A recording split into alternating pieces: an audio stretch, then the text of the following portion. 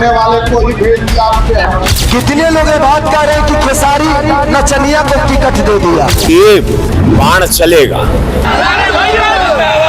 बिहार विधानसभा चुनाव के अंदर इस वक्त सबसे ज्यादा अगर किसी उम्मीदवार की चर्चा हो रही है तो उनका नाम है खेसारी लाल यादव।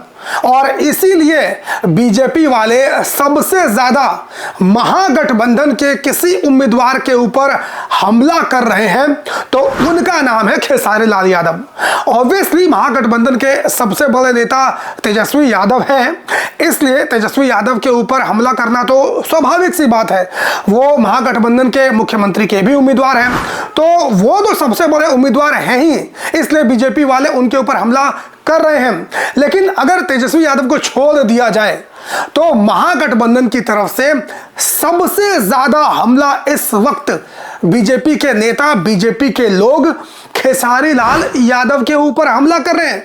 जबकि खेसारी लाल यादव तो एक नॉन पॉलिटिकल एंटिटी है, उन्होंने इससे पहले कभी चुनाव नहीं लड़ा है, वो तो एक भोजपुरी के कलाकार हैं, पहली बार इस बार चुनाव लड़ रहे हैं। लेकिन उसके बावजूद बीजेपी वाले खेसारी लाल यादव के ऊपर इतना ज्यादा हमलावर हैं। दोस्तों इसकी बड़ी वजह भी है।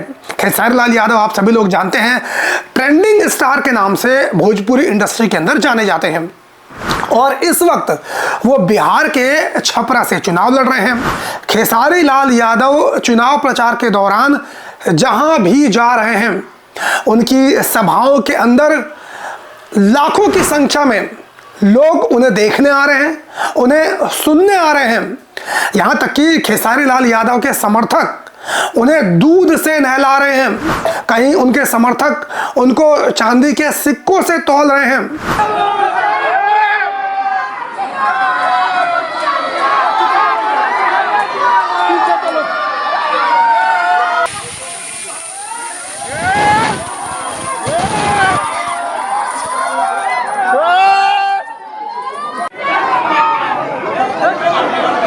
बिहार में अभी तक किसी भी उम्मीदवार के लिए इतना जन समर्थन देखने को नहीं मिला है। लेकिन जिस प्रकार की लोकप्रियता, जिस प्रकार का जन समर्थन खेसारी लाल यादव को मिल रहा है वो अप्रत्याशित है और शायद यही देख के बीजेपी वाले खेसारी लाल यादव के ऊपर इतना ज्यादा हमला कर रहे हैं। दोस्तों एनडीए सरकार में उप मुख्यमंत्री जो कि 7वीं फेल हैं, अपनी ही जाति कुशवाहा समाज से आने वाले लोगों की हत्या करने का अभियुक्त और जिसकी फर्जी डिग्री है सम्राट चौधरी, उसने खेसारी लाल यादव के ऊपर हमला किया।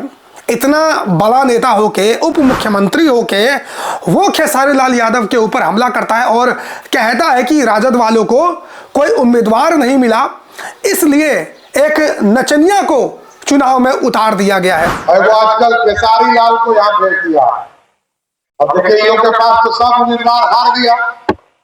सीएम गुप्ता जी पहले हरा दिए थे सबको, तो कोई उम्मीदवार नहीं बचा था।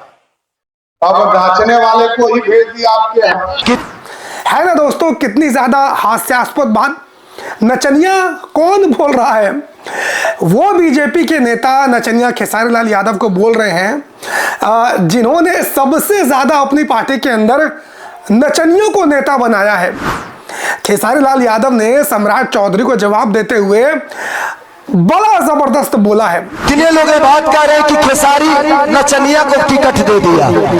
क्या जवाब दूं? देना चाहिए मुझे।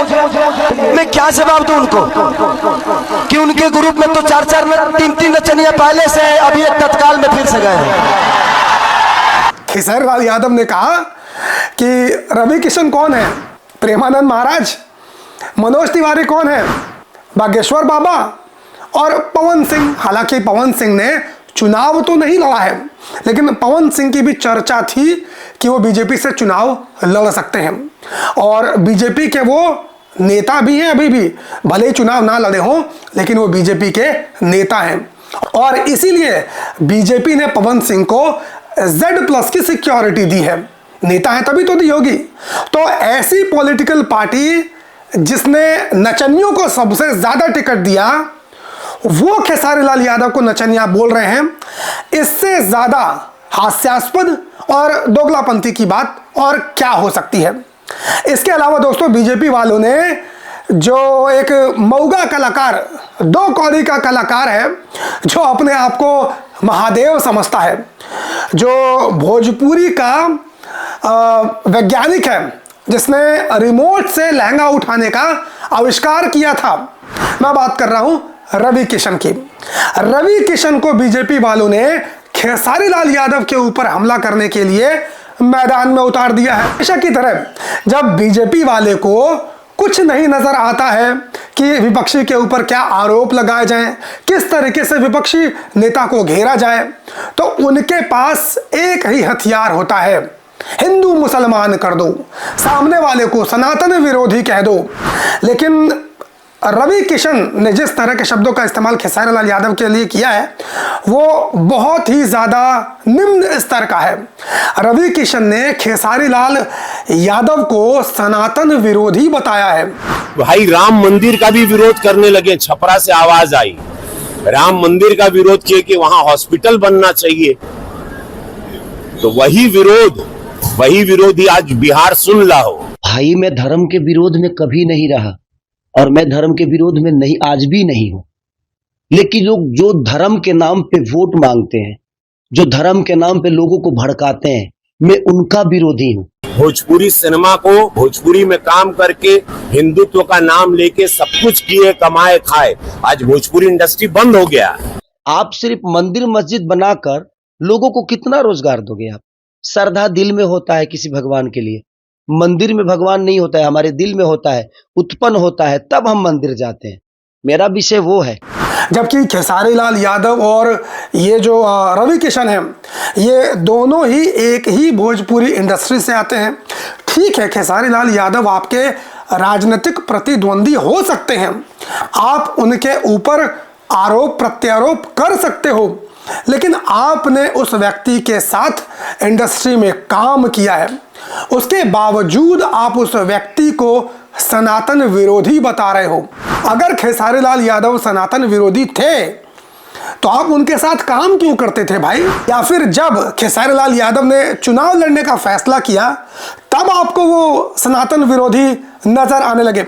हालांकि दोस्तों रवि किशन की बात और कुत्ते की लात, इनका विश्वास नहीं करना चाहिए, क्योंकि रवि किशन की औकात राजनीति के अंदर वही है जो बॉलीवुड के अंदर राखी सावंत की है। न राखी सावंत की बात को कोई गंभीरता से लेता है और ना ही रवि किशन की बात को कोई गंभीरता से लेता है।